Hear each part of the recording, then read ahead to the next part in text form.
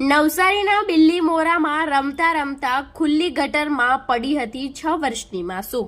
ભારે શોધખોળ બાદ અંબિકા નદીમાંથી મૃતદેહ મળ્યો. નવસારીના બિલ્લીમોરામાં તંત્રની બેદરકારીના કારણે ખુલ્લી ગટરમાં 6 વર્ષની બાળકી પડી જતા લાપતા બની હતી. સીસીટીવી ચેક કર્યા બાદ બાળકી ખુલ્લી વરસાદી ગટરમાં પડી હોવાની જાણ થતાં તંત્ર દ્વારા યુદ્ધના ધોરણે બાળકીની શોધખોળ હાથ ધરવામાં આવી હતી.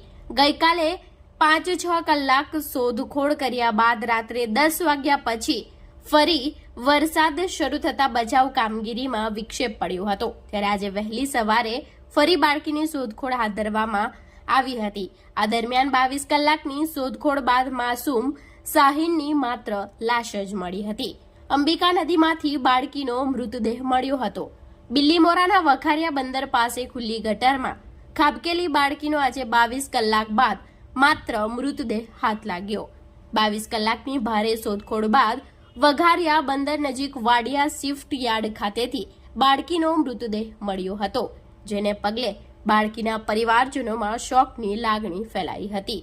પિતા અજીતે બાળકીના મૃતદેહને ઉંચકી ગળે લગાડી દીધો હતો.